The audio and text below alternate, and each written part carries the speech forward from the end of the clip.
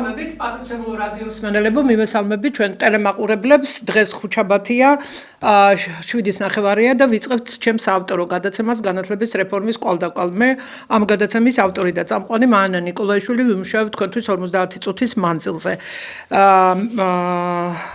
გადაცემათა ციკლს ვაგრძელებთ ისევ, ეს არის უმაღლესი სკოლის რეფორმირების ანალიზი.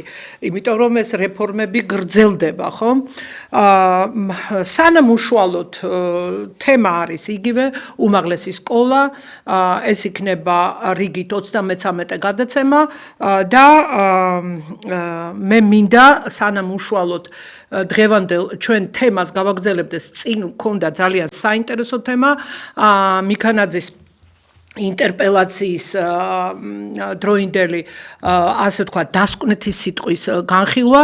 მე ვერ მოვასწარი, იქ კიდევ არის კითხვებზე პასუხი არა დასკვნითი სიტყვის, არამედ დაზუსტება კითხვების და შემდეგ ისევ მინდა რომ მიქანაძე ასე თქვა წარმოვაჩინო ბოლომდე, იმიტომ რომ ჩემმა ერთგულმა რადიო მსმენელმა და ტელემაყურებელმა და საზოგადოებამ გაიგოს ვისთან გვაქვს საქმე და რას საუბრობს და რა კომპეტენციის მინისტრი ყავს საქართველოს მთავრობაში განათლებისა და განათლების მეცნიერებისა და ახალგაზრდობის კუთხით. სანამ უშუალოდ მე იმ დაწყებულ თემას გავაგრძელებდე, მანამდე მინდა მიმართვა არაერთი წერილი მომივიდა მე და შემეხმიანენ რომ ქიმიკოსებმაო გამოთქვითო აზრიო, ქიმიის გამოცდა იყო 14-ში, მანამდე იყო მათემატიკა და ძალიან დაიძაბა სიტუაცია აბიტურიენტებში, მშობლებში და საერთოდ არის ასთა გაცვლა-გამოცვლა. რაც შეეხება გუშინ გავაკეთე, გუშინ დაიდო ტესტები ქიმიაში და აბიტურიენტების უმეტესობა, აბსოლუტური უმეტესობა წერს, რომ იყო ძალიან რთული, იყო ეს, იყო ის და თავიდან ბოლომდე განვიხილე გავაკეთე ყველა საკითხი, 40-ვე საკითხი და მე მინდა მივმართო აბიტურიენტებს და მათ მშობლებს. ქიმიაში იყო 13 არაპროგრამული საკითხი. 13 არაპროგრამული საკითხი. ალბათ მათემატიკაშიც ანალოგიურად რა იყო, თუ მოვასწრებ სეზონის დახურვამდე ერთ-ერთ გადაცემაში განვიხილავ ამას და რა უნდა გააკეთოთ. აუცილებლად ჭირდება ამას გაპროტესტება და ამას ჭირდება დეტალურად, რომელ საკითხებში იყო ეს არაპროგრამული საკითხები ჩამოთვლა და მე მაინტერესებს, რატომ აძლევთ არაპროგრამულ საკითხებს. რატომ აძლევთ ურთულეს ამოცანებს, განსაკუთრებით მე-40 საკითხი ამოცანა, რომლის მსგავსი საერთოდ არც არის სასკოლო წიგნებში და არც არის არც აკეთებინეთ, არც სამაგისტრო დროა გამოყოფილი საათები და ის 38 საკითხი, რომელიც იყო 3-ქულიანი, ეს მე-40 ამოცანა 4-ქულიანი, 38 საკითხი თავიდან ბოლომდე არაპროგრამული, 37 საკითხშიც შეიძლება ითქვას, რომ ისიც 3-ქულიანია და 2 არაპროგრამული იყო, თუ მესამეც არა, რატომ იღებთ ისეთ პოლიმერებს ან ისეთ ნაერთებს, რომლებსაც საერთოდ ასწავლობენ საშუალო სკოლის ქიმიის კურსი და რატო თხოვთ მათი მოლეკულური ფორმულების დადგენას? რატომ აკეთებთ ამას? ეს ხომ არის არაპროგრამული. მე მივმართავ განათლებისა და მეცნიერების სამინისტროს, ბატონ მიქანაძეს. თავს რომ იქებ და ბრწყინვალეთ ვაკეთებთ ყველაფერსო. რატომ აკეთებენ ამას? შემდეგ რატომ იღებთ ისეთ პოლიმერებს? საშუალო სკოლაში ძალიან ბევრი პოლიმერული ნივთიერებები ისწავლება, თუ მაინდა-მაინც გინდათ რომ პოლიმერები გამოიცნონ ბავშვებმა, მიეცით პროგრამული, რომელიც არის სასკოლო წიგნებში და არა ისეთი, რომელსაც არ სწავლობენ. ესენი სულ ყველა არა 31 საკითხში, მე-7 საკითხში, ეხლა რო ვთქვა ის ნივთიერი ამონიუმის პერქლორატი, რა სად არის ეს სკოლის წიგნში? და რას გადაეკიდეთ ამ ამონიუმს? მერე ამინომჟავების ფორმულებს ამ ბავშვებს არ მოეთხოვებათ. მაშინ მოთხოვეთ თუ ესე გინდათ. რატომ შეიტანეთ იქ ერთ-ერთი სერინი საერთოდ დიდი ორი ამინომჟავას ფორმულა იცოდეს ბავშვმა. დანარჩენი არ მოეთხოვება და შეგაქვთ ისეთი, რომელიც არ ისწავლება. და ასე შემდეგ ელექტროლიზეც ჰქონდათ ისეთი საკითხი შეტანილი, რომელიც სკოლის წიგნებში არ არის განხილული. ნუ პოლიმერებზე ვთქვი და იმ უცნობ ნაერთებზე 23 საკითხში და ის ასევე ისეთი ქიმიური რეაქციებია ამ 13 საკითხში ისეთი ქიმიური რეაქციებია, რომელსაც ეს ბავშვები არ სწავლობენ საშუალო სკოლის ქიმიის კურსით. ეხლა იცით რა მაინტერესებს? ასეთი გულუბრყვილოები ხართ? მე მივმართავ ეხლა მშობლებს თუ აბიტურიენტებს თუ რაღაცა. ხახნო რით ვერ ხვდებით, რომ წერთ მოწოდებას, აი გავაპროტესტოს რაღაც და იქ ერთვება ამ ქართული ოცნების ტროლბოტები. და ამ საგამოცდო მაფიის დაინტერესებული პირები, დაფინანსებულები. და ებმებით იმათთან პოლემიკაში. თქვენ გააკეთეთ თქვენი საქმე. დიახ, ხომ გიდოდათ დადასტურება, დიახ, არაპროგრამული საკითხები იყო. არა ერთი შეტანილი, 13. კარგით. ახლა მინდა გივი მიქანაძე მოკლედ თელი კვირა ვრცელდება, რომ აი ეკას წევრი იყო ჩვენი ისა რა ქვია სამინისტრო და 2 თუ 3 წლის წინ ცუდი მუშაობის და მოუწესრიგებელი მუშაობის გამო გამოვედით იმ ევროპული სივრციდან. ახლა დოკუმენტები შეამოწმეს, გააკეთეს ყველაფერი და ეს დოკუმენტები მოეწონათ. და ამის გამო მოკლედ ამაყობს გივი მიქანაძე და ეხლა ბატონ ბიძინას ეთქოდნენ, რომ აი როგორც სწორედ მივდივართ და მაგრამ საერთაშორისო ორგანიზაციამ დადებითი შეფასება მოგცაო. და მოკლედ არის ერთი ამბავი. ჩვენ სწორად მივდივართო, ეს საზოგადოების შეურაცხყოფაა. ბატონებო, მე მივმართავ ეხლა მინისტრს და საერთოდ ხელისუფლებას. რა გაქვთ თქვენ საქებარი ამ განათლების რეფორმასთან დაკავშირებით? ქაღალდებით ვართ ევროპულ სტანდარტებთან სწორებაზე, მაგრამ ეს არ არის რეალობა. რეალობაა განათლების მაღალი ხარისხისათვის ბრძოლა. და ჩვენ როგორი ხარისხი გვაქვს? უდაბლესი. რომ დაფინანსება კატასტროფული, რომლის მსგავსი მთელ მსოფლიოში ამ დედამიწაზე არავის არ აქვს. და ისე 2250 ლარი. რითი იწონებთ თავს? ვეკითხები მიქანაძეს და ხელისუფლებას. უნივერსიტეტების დამოუკიდებლობა ჩვენ აქამდე კიდე არ მქონდა და ეხლა ხო საერთოდ გაანულეთ. აკადემიური თავისუფლება, დემოკრატიული კანონმდებლობა ჩვენ არ გვაქვს. ისეთი ცვლილებები შეიტანეთ, აქამდე თურმე გქონია და არ ვაფასებდით. კვლევების დაფინანსება არ მიმდინარეობს სრულყოფილად და კონკურენტუნარიანი სტუდენტები და კურსდამთავრებულები ჩვენ არ გვყავს. 99 და 99%-ში. და თუ ყველაფერი კარგადაა, მაშინ რატომ მიდიან მასიურად ახალგაზრდები საზღვარგარეთ სასწავლებლად? გაგვეცით პასუხი. და რატომ არის კვალიფიციური კადრების დეფიციტი? თქვენ თვითონ ამბობთ. და განათლების ხარისხთან უამრავი კითხვა აქვს. საზოგადოებას და მათ შორის მეც. ამიტომ თავმოწონება და პოლიტიკური განცხადებების დრო არ არის. არ არის ნამდვილად. პატივცემულო ხელისუფლება. მიხედეთ საქმეს. ახლა გავაგრძელოთ ჩვენ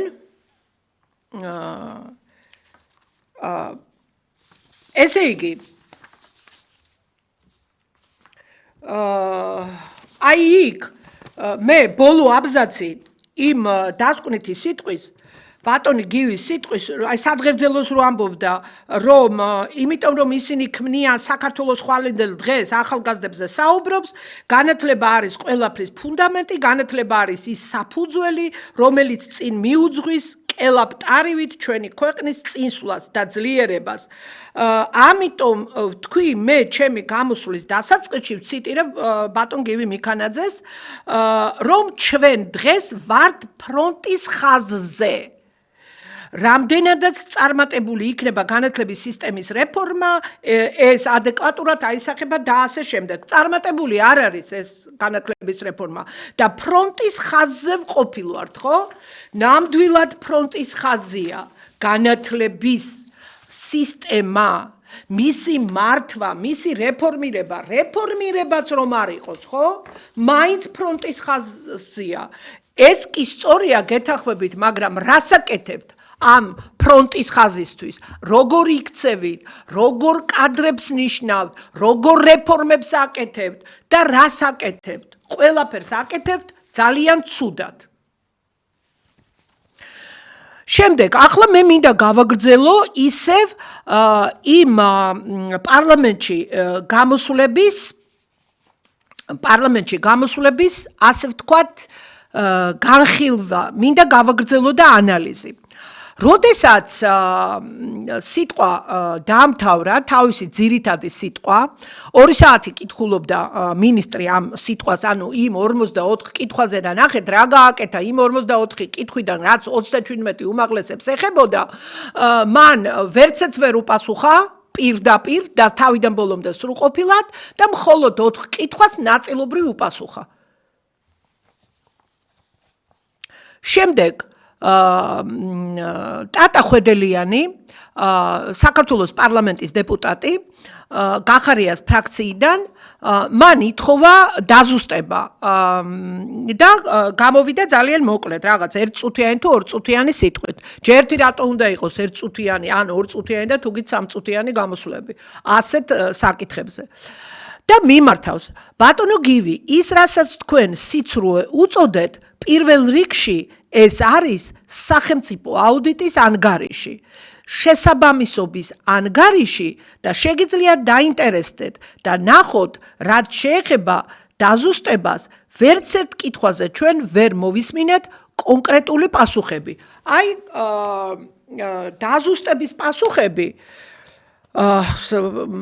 აგერ რამდენიმე ციტატას წავიკითხავ, მაგრამ ეს რა არის, იცით? ეს არის ძალიან მნიშვნელოვანი ციტატა, ახლა მე რაც წავიკითხე.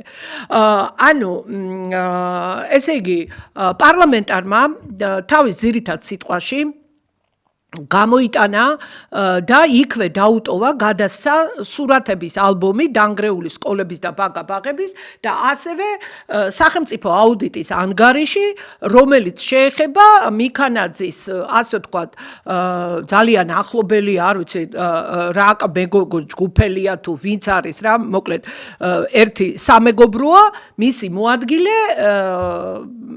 ეს გაბისონია, რომელიც არის ამავე დროს მინისტრის მოადგილე უმაღლესების დარგში და სპიკერი ამ რეფორმის.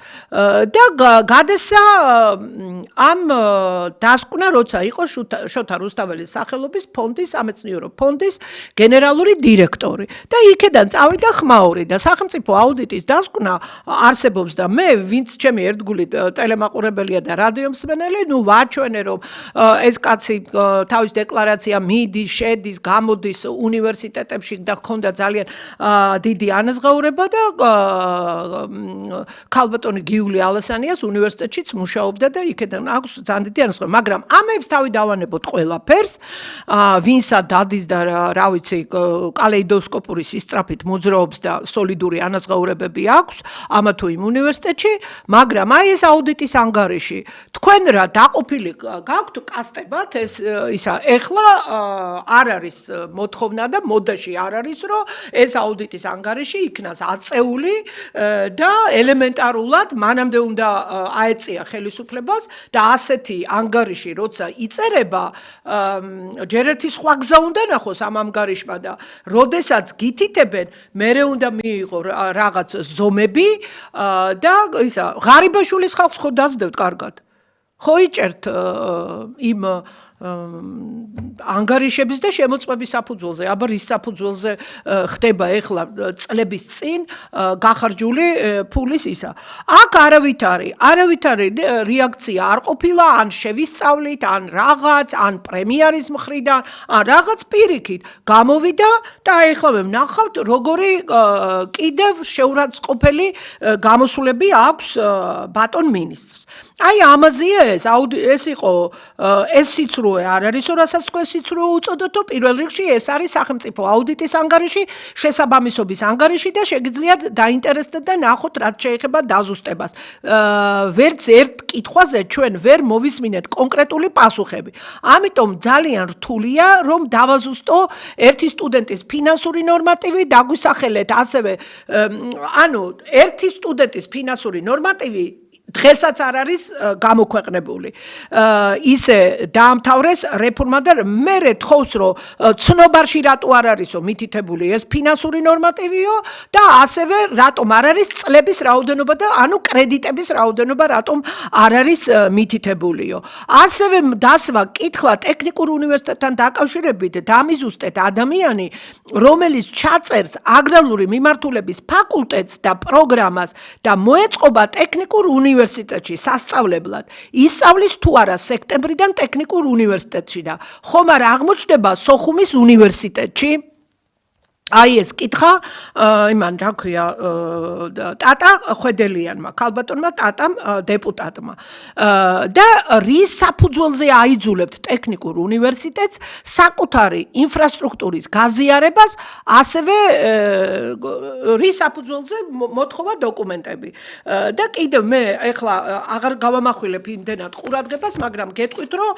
კიდევ რა საკითხებს შეეხო ქუთაისის უნივერსიტეტის თვისო აი ოსო წაადგებაო მთელი რიგი საკითხებიო მათმა სპიკერმა მიბრძანებული იყო პარლამენტში და თქვა ეს ინტერპელაციის წინ და ასევე მან წარუდგინა 152, 166, 116, 99, 113 და მე-14 დანგრეული სკოლები და ასევე რუსთავის პირველი, მეორე, მე-16 ბათუმის მე-4, მე-5 ხულოს სკოლა, ხელვაჩაურის სკოლა, ქუთაისის მე-4 და მე-7 სკოლა, ხარაგაულის 2 სკოლა, ზესტაფონის 2 სკოლა, თიანეთის სკოლა, ჩხოროწყუს 5 სკოლა და აი ეს ჩამონათვალი და ასე შემდეგ.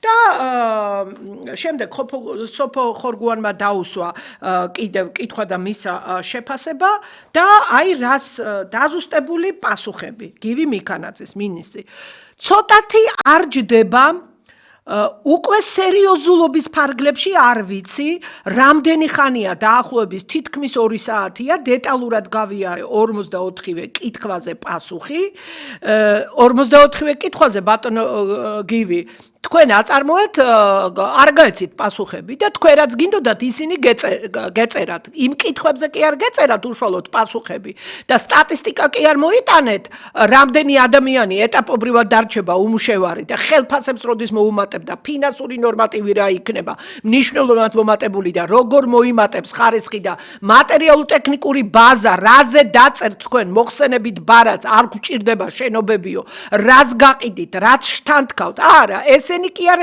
ისაუბრეთ და ანალიტიკური მოხსენება კი არ გააკეთეთ თქვენ რაც გინდოდათ გამართეთ ის დემაგოგია და იმ კითხვებს საერთოდ არ გაეცით პასუხი არც ერთ კითხვას 4 კითხვას გაეცით პასუხი ისიც რომ იტყვიან ისე რა ნაწილობრივ და კიდე აყენებთ შეურაცხყოფას პარლამენტარებს და პასუხი ეხლა თუ თქვენ ვერ იგებთ რა იყო ნათქვამი გნებავთ დაფინანსებასთან გნებავთ აბიტურიენტებთან დაკავშირებით რა ინფორმაციაც გაინტერესებდა დეტალურად აგიხსენით მაგრამ ეთყობა როგორც ჩანს ამ ახსნასაც აზრი არ აქვს იმიტომ რომ გაგებაც უნდა ამ ყველაფერს და ალბათ მაგის უნარიც არის საჭირო ხო და ამ მოცემულობაში ეხლა თქვენ რაზეც მეკითხებით კიდევ ერთხელ გეუბნებით რომ 44 დასმული შეკითხვიდან რაღაც კითხვები ანუ მატერიალურ-ტექნიკურ ბაზაზე ამბობს რა მთელი შენობების გაყიდვას რომ აპირებენ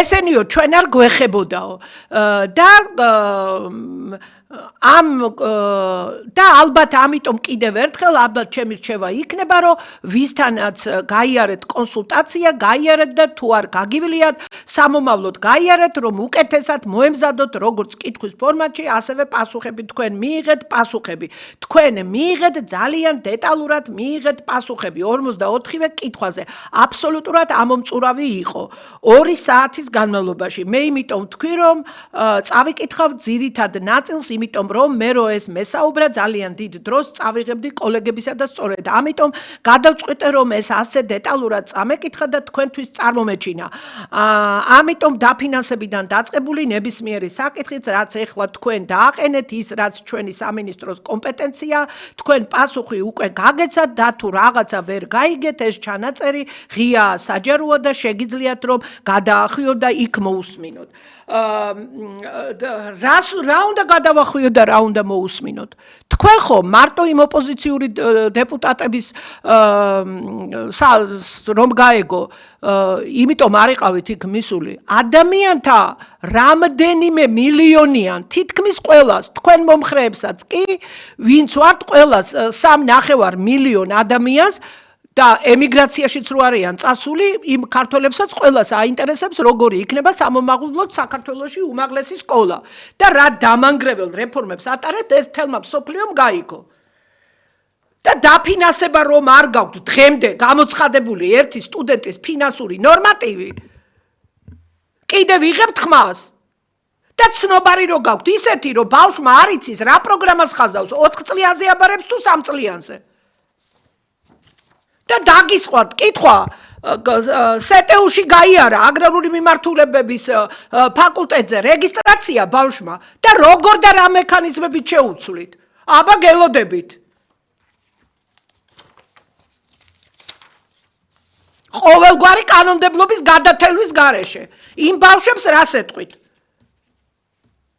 თქვენ რაღაცებს კანონმდებლობას ფეხს აბიჯებთ რეგისტრირებულ ბავშვებს მაგას ეტყვით ახლა მე მინდა თქვენი ყურადღება მივაქციო მე ერთ-ერთ გადაცემაზე შევეხე მიქანაძეს 1 წელი შეუსრულდა მინისტრობის და ერთ-ერთ ტელეკომპანიაში იყო მიბრძანებული და იქ ისაუბრა საათნახევარი მგონი და წინა გადაცემაში მე შევეხე იმ გამოსვლას მაგრამ ეხლა ყველაფერს გვერდს ვერაული ყველა მოქმედებით თქვენი სარეფორმო ღონისძიებები მე გეუბნებით ეწინააღმდეგება საღაზრს ბატონო გივი და ბატონო პრემიერო შეჩერდით სანამ გვიან არ არის თორემ სულ მალე დადგება მომენტი როცა ყველას ეგრეთ წოდებულ რეფორმატორებს მოგეკითხებათ ალოგიკური ქმედებების გაუთვლელი მოუმზადებელი დაუსაბუთებელი ეგრეთ წოდებული რეფორმებისათვის რომელსაც მოჰყვა და მოჰყვება ნგრევა მე რამდენჯერ ვკითხულობ რეგიონებში გადაანაწილეთ და დააფუძნეთ პედაგოგიური აგრარურის და ერთ უნივერსიტეტში ტურიზმის პროფილები რა ეწოდება ამ უნივერსიტეტებს რა პროფილის უნივერსიტეტები ეწოდება ასეთი არ ვიცით პედაგოგიკაში და მე მაქვს პასუხი ეს არის გაუგებრობა ქაოსი ეწოდება მსგავსი ანალოგი არ არის მთელ მსოფლიოში ეხლა ის აღნიშნეთ თქვენ იმ სატელევიზიო გამოსვლაში რომ 95% თბილისში იყო და სტუდენტების და 85 და რაღაც და 15% იყო იმაშიო რეგიონებშიო და დეკონცენტრაცია უნდა მოვახდინოთო და ამიტომ ვაკეთებთო ამ რეფორმის არსო და ხარისხი ამაღლდებაო და სხვა გაძლიერდებაო 53,000 სტუდენტიდან 79%-ო პირველადი არჩევანი გააკეთა სახელმწიფო უნივერსიტეტებზეო და 20%-ზე მეტი პირველადი არჩევანი აქვს კერძო უნივერსიტეტებზე. შემდეგ პროფესიული არ შეივსო 6,000 არის რეგისტრირებული და იქ 10,600 ადგილი გაქვთ გამოტანილი. ეს თქვენთვის სამწუხაროა. ამას იმიტომ აკეთებთ, რომ მომსახურე ერის სტატუსი ბოლოს და ბოლოს რომ გაამაგროთ, ამიტომ გინდათ შეურიეთ ერთმანეთი, მშობლებს გინდათ რომ რაღაც გული მოუგოთ და ყველაფერი და პროფესიული და უნივერსიტეტის ერთად რეგისტრაცია და აი იქ თუ ვერ მოხდება, აქ მოხდება. მე მგონი მაგდეს ჯერჯერობით არჩევს საქართველოს მოსახლეობა რა ჯობია პროფესიული თუ უნივერსიტეტი. რა თქმა უნდა, ვისაც რა არჩევანი აქვს, მე იმ შემთხვევებზე ვლაპარაკობ. შემდეგ უცხოელ სტუდენტებზე საიმიგრაციო კანონმდებლობა გამკაცრდა და 5%-ზე მეტი ვერ იქნება, მე ვთვლი იმ საკითხებს სპეციალურ ტელემაყურებლობაზე, რასაც იმ გადაცემაში შეეხო სახელმწიფო უნივერსიტეტებს წაართვით ისა და თუ აუნაზღაურებთ ამ ხელა შემოსავლები რო ქონდა იმ სახელმწიფო უნივერსიტეტებს. თუ აუნაზღაურებთ იმ თანხებს, რა თქმა უნდა არა. და დაფინანსების მოდელი, აი დაფინანსების მოდელზე მინდა შევჩერდე, რომელიც იმ გადაცემაში ისაუბრა და ასევე დაფინანსების მოდელი განვიხილეთო ზუგდიდშიო, როცა იქ რექტორთა საბჭოს ხდომა ჩაატარა და მან ბრძანა ასეთი რამ, ციტირებ პირდაპირ მიქანაძეს, რომ რექტორების მიერ მოწონებული და მხარდაჭერილი იქნა დაფინანსების ანუ მთავრობის დადგენილების პროექტი გააცნეს იმ რექტორთა საბჭოზე და რექტორების მიერ მოწონებული და მხარდაჭერილი იქნაო და რექტორებიო მონაწილეობენ განხილვაშიო და ბატონებო თქვენ რო რექტორებს დაუძახებთ თათბირზე საბჭოს ხდომა დაარქვი და რაც გინდათ ის უწოდე, ეგ არ არის განხილვაში მონაწილეობა.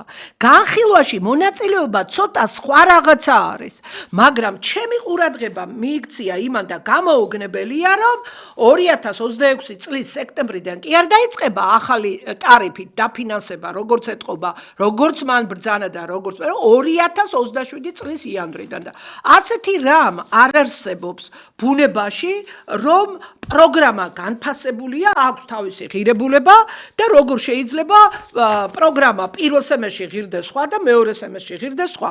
მაგრამ მე ეხლა მინდა დაუბრუნდე, ხო, ასევე ბრძანა რომ რეფორმა დასრულდება ახალ ეტაპზე გადავალთ გარდამავალი პერიოდის მოდელი იქნება დაფინანსების. ესე იგი ყველაფერი დამთავრდა, მაგრამ დაფინანსების ახალ მოდელს ვერ ვეღიძეთ.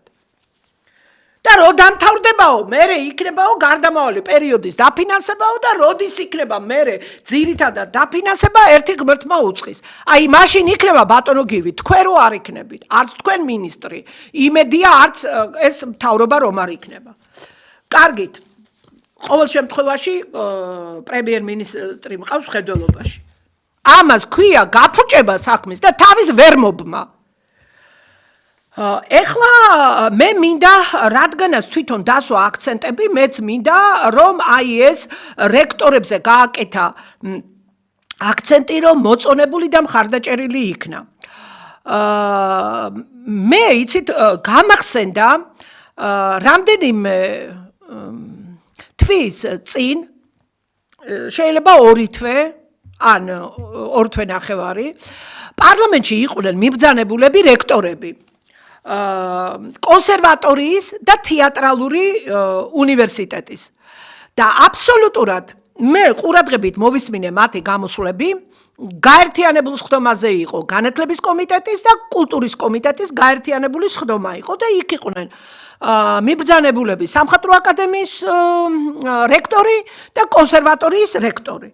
და მათ სწორი აქცენტები გააკეთეს დაუზუსტებელი ბიუჯეტით რომ მუშაობენ, ამაზე თქვა მაგალითად კონსერვატორიის რექტორმა და ასევე ისაუბრა კონსერვატორიის რექტორმა აი იმ წამყვან პროფესორზე, რომელიც კანონით დააკანონეთ და მატება ეთყობა რექტორს ეკითხება ყველა რომ როდიდან იქნება მატება და რაღაცა და როდის დაზუსტდება ეს დაფინანსების ის მართალია ისე საუბრობდნენ ესენი რა ნაწყვეტიც მე ვნახე, მაგრამ თან ეხათრებოდათ, თან ერიდებოდათ, მაგრამ პრაქტიკულად სათქმელი მაინც ითქვა. შემდეგ სამხატვრო აკადემიის რექტორმა თქვა, პირდაპირ თუ არა პირდაპირ, მაგრამ მაინც კი პირდაპირ თქვა რომ ამ წლების შემცირებასო, როგორც ბაკალავრიატში, ისე მაგისტრატურაშიო, ჯობდაო რომ მოიყვანა იქ რაღაცა პროგრამები, დიზაინის თუ რაღაცა, ჯობდა რომ უფრო ხანგრძლივი ყოფილიყო. ანუ 4 წლიანი და პლუს 2 წლიანი, 4 პლუს 2 მოდელიო. და პრაქტიკულად თქვა იმ რექტორმა რომ ვადები არ არის საკმარისიო. სად წაიღონ რექტორებმა თქვენი პატივისცემა და ღირსეული საქციელი? აი, თქვენი ჭარბი ღირსეული საქციელი რა. ბატონო გივი, თათბირზე არ ხდება გითხარით და კიდე გეუბნებით, განხილვა. რექტორი მარტო ვერ იმსჯელებს. მათ სჭირდებათ აკადემიური წარმომადგენლობით საბჭოებთან, კანცლერთან, პრორექტორებთან, დეკანებთან, პროგრამის ხელმძღვანელებთან განხილვა, ანალიზი, დასკვნა და შემდეგ გაცხადებული თანხმობა იქნება კვალიფიციური. როგორ ექცევით რექტორებს, იყენებთ მათ სახელს, ხართ ამოფარებულები. ამ რექტორებს კიდე რო არ შეეჩერებინათ ეს პროცესები, თქვენ მიიღებდით მაგარ არეულობას ქვეყანაში. დააყენეთ უდიდესი დარტყმის ქვეშ, აბსოლუტურად ყველა, რომელ რექტორს უხარია პროგრამების, ფაკულტეტების და იმის ისა, რა ქვია, გაუქმება. ეგეთი რექტორი მე არ მეგულება. არც თუ ნორმალურია რექტორი არ მეგულება და მე მგონი ყველა ნორმალურია 19-ვე. ვის უხარია ეგ? არც საქართველოში და არც მთელ მსოფლიოში. უდიდესი სტრესი, უდიდესი დარტყმის ქვეშ. როგორ ხართ ასეთი სასტიკები? ამიტომ არ უნდა იყოთ იურისტი, განათლების მინისტრი, არც იურისტები, მოადგილეები, ჩვენი არის ჰუმანური სფერო. როგორ და არც პრემიერი უკვე მე რამდენჯერ ვამბობ იურისტი. თქვენ ხართ სასტიკები. თქვენ მოქმედებთ სასტიკად. თქვენ ატარებთ სასტიკ რეფორმებს. შეატოვეთ მილევად რეჟიმში, ანუ გაუქმებული პროგრამები და ფაკულტეტები, პროფესორ მასწავლებლები, ადმინისტრაციის თანამშრომლები და ფინანსები არა და არ იმატებს. არ ეხმარებით კადრების გადანაწილებაში, არაფერში.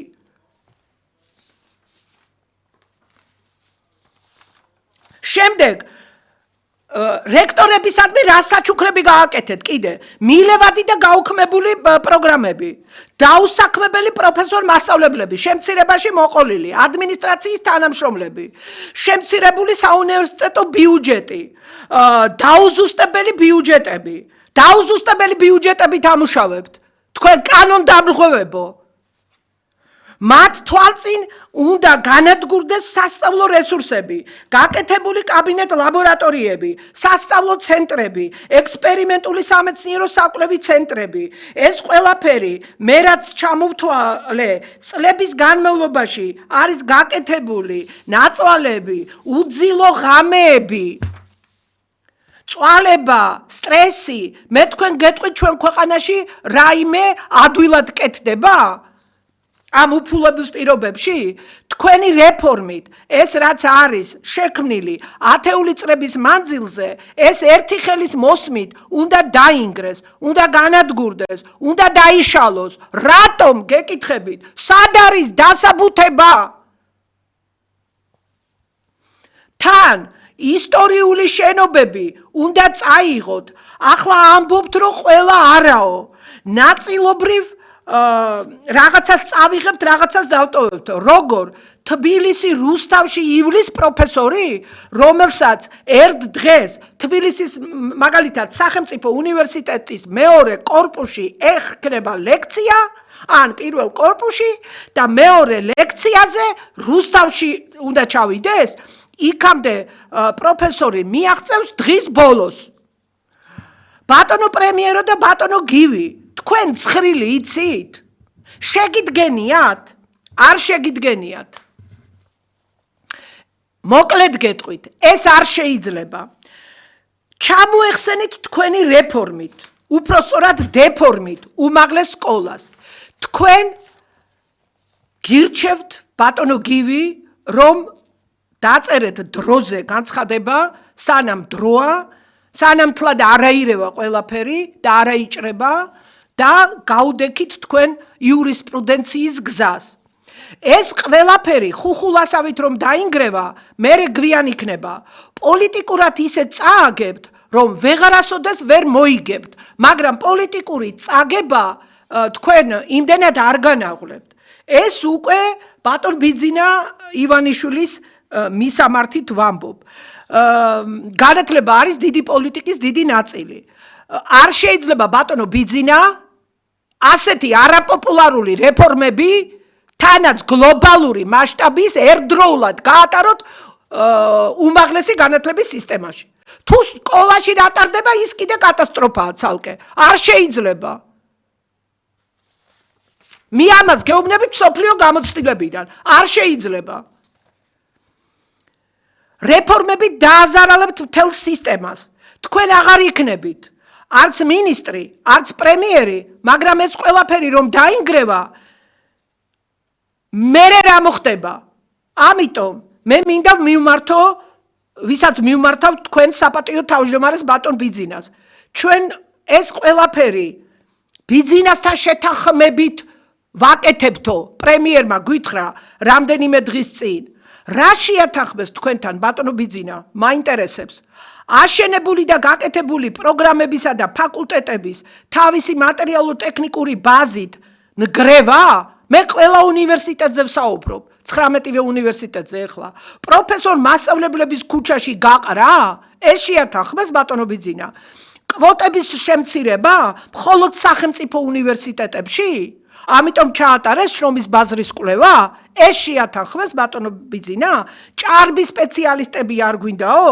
ეგიდით შრომის ბაზარზე, იმიტომ ჩაატარეს და ისე რომ კერძო უნივერსიტეტებს თავის ფლებას ვაძლევთო კვოტების დარგშიო? ანგარიშის დროს თქვა, ეხლა ივნისის ბოლოს თქვენმა პრემიერმა, ბატონო ბიძინა, თქვენ გიყვართ ანალიზი, დასკვნების გამოტანა, გაიარეთ თქვენი პრემიერისა და მინისტრის გარეშე ყველა საკითხი, ყველაფერი მაღალი დონის ნეიტრალურ ექსპერტებთან, მეცნიერებათა აკადემიასთან არა, იმიტომ რომ კულუარულ საუბრებში მაგალითად ჩემს გავსად მსჯელობენ, აზრები აქვთ, რომ ეს განათლების რეფორმა უმაღლესი სკოლის დაღუპავს საქართველოს განათლების სისტემას, ხოლო ინტერვიუებზე აძლევენ და საწინააღმდეგო აზრს ავითარებენ ის და პრემიერის და მინისტრის საამებელ, ასე ვთქვათ, სიტყვებს არ იშურებენ. ეს არის ყველაზე მძიმე, ანტიხალხური, ანტიკონსტიტუციური, ანტიმეცნიერული, ანტისახელმწიფოებრივი გადაწყვეტილებები, ანუ იგივე რეფორმები. ამ რეფორმების შედეგები იქნება მძიმე და გამოუსწორებელი. კიდევ უფრო მეტი ახალგაზრდა დატოვებს საქართველოს. კიდევ მეტი ადამიანი, განსაკუთრებით აკადემიური სფეროს წარმომადგენელი აღმოჩნდება სამშობლოს გარეთ. პოლიტიკურად წამგებიანი ეს ყველაფერი. მთელი პასუხისმგებლობა წამოვა შემდეგ თქვენზე. ბატონო ბიძინა, როცა დადგება ამის დრო და ეს დრო ძალიან მალე დადგება. ყველაფერი უარყოფითი შედეგები იქნება. ყველა შედეგი იქნება უარყოფითი. პოზიტიური შედეგები ამ რეფორმას არ ექნება და არ აქვს. ვინც ეს რეფორმების ბჭყალებში გატარება გირჩიათ, ბატონო ბიძინა, კარგად დაფიქრდით, თქვენთვის პირადად სიკეთეს აკეთებს თუ ბოროტებას, რა უნდა ამ ხალხს თქვენგან. მაგ თქვენ ამჟამინდელ გარემოცვას. პარლამენტში კობახიძის გამოსვლა, ღმერთო, ეს რა იყო, არა მაქვს დრო, შემდეგ გადაცემაზე თუ მექნება გაუშვებ. არც ერთ თუმცა განვიხილე ისე წინის წინა გადაცემაზე, არც ერთ კითხვაზე საფუძვლიანი პასუხი არ აქვს, არც საკადრო პოლიტიკაზე, არც შემცირებულ კვოტებზე. შემცირებულ კვოტებზე თქვა, რომ აი ასე გადავწყვიტეთო რა. არანაირი არგუმენტი დასაბუთება არ აქვს, რომ რატო უმცირებს სახელმწიფო სექტორს და რატო არ უმცირებს კერძო სექტორს. შრომით ბაზარზე შედის კერძო სექტორიდან, სახელმწიფოდან და საერთაშორისო სარბიელიდან. კითხვა არ აქვს, ასე პასუხი არ აქვს, ასე მოვიფიქრე და ასე ვაკეთებთო. არც შემცირებულ კვოტებზე, არც გაუქმებულ პროგრამებზე, არც დაფინანსებაზე, რომელიც იქნება მნიშვნელოვანი მატება. არც მატერიალურ-ტექნიკურ ბაზაზე. ეს არის ის მძიმე რეალობა, რასაც კობახიძე და მისი მთავრობა ბრჭყალებში რეფორმას უწოდებს, ეგრეთ წოდებულ რეფორმას უწოდებს. ეს არის ის პროცესი, როცა 100,000-ობით ადამიანი ყოველ დღე ვუყურებთ, როგორ ვკარგავთ უმაღლესი განათლების სისტემას. განათლება არის სასიცოცხლო მნიშვნელობის საკითხი. ეს თუ არა აქვს ქვეყანას და თითოეულ მოქალაქეს ხარ აბსოლუტურად დაუცველი და უპერსპექტივო. თქვენი მთავრობის წევრები, პრემიერი, მინისტრი მიქანაძე, სპიკერი, რეფორმის მოადგილე გაბისონია დადიან მთელ ქვეყანაში და ჯიუტად გვიმტკიცებენ, რომ სტრუქტურული რეორგანიზაცია, ეს ჯოჯოხეთი ვუწოდე მე ამას, კარგია ქვეყნისთვის. და ვინც სიმართლეს ვსაუბრობთ, ფაქტებზე დაყრდნობით, დეპუტატი იქნება თუ ექსპერტი თუ ვინც არ უნდა იყოს, ლანძღავენ. ამას არ აქვს მნიშვნელობა პოზიცია თუ ოპოზიცია. ამ ხელს შენს დამანგრეველ რეფორმას ყველა ერთად ჩაყვარეს ერთ ქვაბში, ხვარშავენ თუ გვწვავენ და გვიშველეთ. თან თქვენსკენ იშვერენ ხელს, რომ ყველაფერი თქვენთან არის შეთანხმებული. ამიტომ ჩაერიეთ, მაგად გარეშე შეისწავლეთ და დაეთათბირეთ იმ ხალხს, ვინც სიმართლეს გეტყვით და არა შემგუებელი, ორპირა ადამიანები, ხმადაბლა რომ ერთ საუბრობენ და ხმამაღლა რომ აქებენ გრევის სინდრომის მქონე რეფორმას. აი, ეს არის და კიდევ რა მინდა გკითხოთ.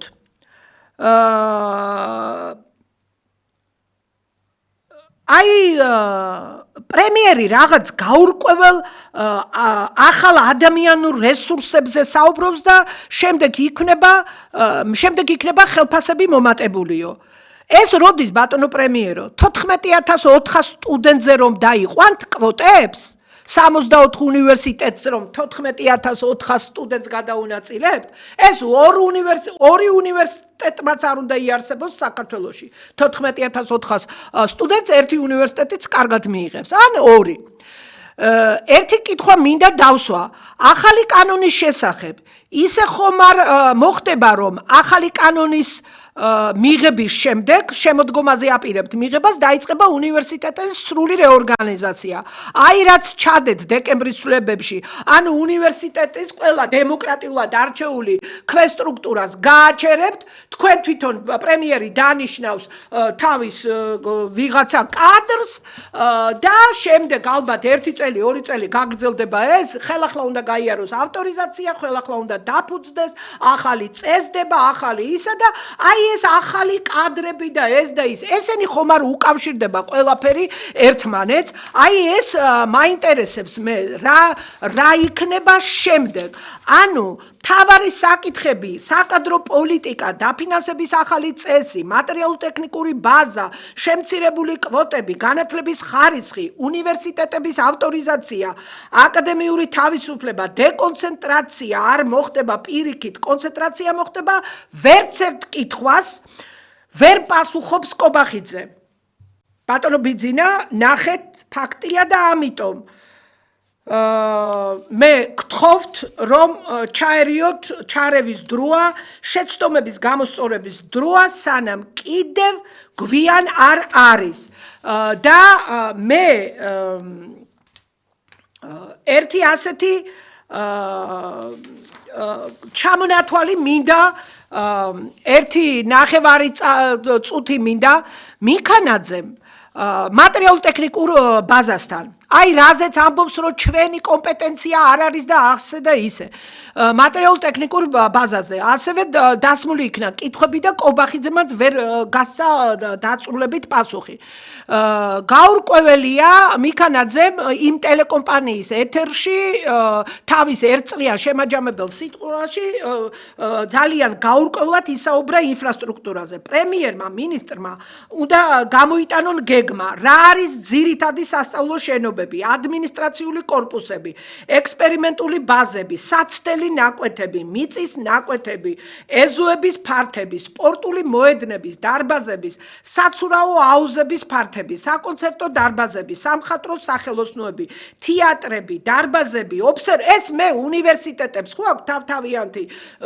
მაგალითად მხედველობაში მაქვს მაგალითად თეატრალური ინსტიტუტი და სამხატვრო სახელოსნოები სამხატვრო აკადემიის და ყველა სახის უნივერსიტეტები ზე საუბრობ მათ ქონებაზე სამხატვრო სახელოსნოები დარბაზები ობსერვატორია ნაკრძალები უძრავ-მოძრავი ქონება დამხმარე შენობები რა მიაქვს სახელმწიფოს რა ფართი და რა ფართს და როგორ შენობებს აუშენებთ სად რუსთავი თბილისის გზაზე რატომ დათვლილია მაგალითად სტუდენტების პრაქტიკები სამეცნიერო კვლევითი საწარმოო ობიექტებში ტრანსპორტირება როგორ უნდა იარონ იმ სტუდენტებას სადღაც რუსთავიდან თბილისის სხვადასხვა საწარმოებში სტუდენტების დრო სტუდენტთა საერთო საცხოვრებლები ააშენოს ცალკეულმა უნივერსიტეტებმა თავიანთი მიწის ნაკვეთებზე აქვთ ისე ზოგადი საუბარი რომ ზოგიერთს დავტოვებთ ეს არის არასაგნობრივი საუბარი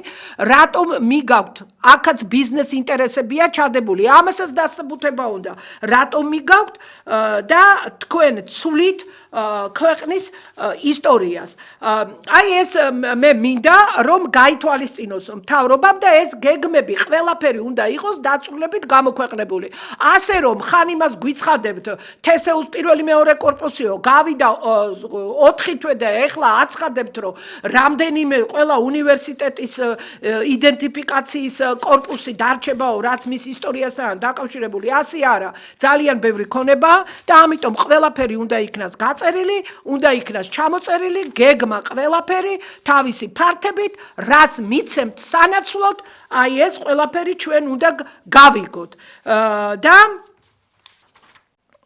ჩვენი დრო ამოიწურა მაგრამ მე ერთი ორი წინადადება მინდა და ასე დავამთავრებ პროფილური სწავლება აი დიადი გამოსვლიდან მიქანაძეს პროფილური კონცენტრაციის პოლიტიკა აგრარული განათლებისა და კვლევის მიმართულების ინსტიტუციური გაძლიერება სწორედ სესეუს ბაზაზე სოხუმის ბაზაზე რატომ ამაზე პასუხი არ აქვს გადაწყვეტილება ეფუძნება საჯარო რესურსების ეფექტიანი რაციონალური მიზნობრივი გამოყენების პრინციპებს აგრარული განათლებისა და კვლევის განვითარების სახელმწიფო ინტერესს უმაღლესი განათლების სისტემაში პროფილური სპეციალიზაციისა და ინსტიტუციური გაძლიერების პოლიტიკას და სპეციალიზირებული და კონკურენტუნარიანი ინსტიტუციური კონცენტრაცია სესეუში იმიტომ რომ სოხუმის სახელმწიფო უნივერსიტეტს აქვს მდიდარი გამოცდილება აი ამას ამბობს მინისტრი პარლამენტში და კიდევ სხვას უწუნებს რომ თქვენ არ საუბრობთ მართებულად და რაღაც ეს არის სრული აბსურდი და სრული სიცრუე რომელზეც უახლოეს მომავალში ბატონო გივი ადამიანურად ძალიან დიდ პატივს გცემთ ვერ წარმოვიდგენდი ასეთი დაპირისპირება თუ მოხდებოდა ჩვენ შორის, მაგრამ თქვენ აგებთ პასუხს. დღევანდელი ჩვენი დრო ამოიწურა, მედია კავშირი ობიექტივის პირდაპირ ეთერში მიდიოდა ჩემი საავტორო გადაცემა განათლების რეფორმის კვალდაკვალ. თემა იყო უმაღლესი სკოლის რეფორმის ანალიზი. ხოლო ამ გადაცემას გაიმეორებენ შაბათს 5:30-ზე, ხოლო თქვენთვის პირდაპირ ეთერში მუშაობდი მე მანანა ნიკოლაიშვილი. ნახვამდის მომავალ შეხვედრამდე.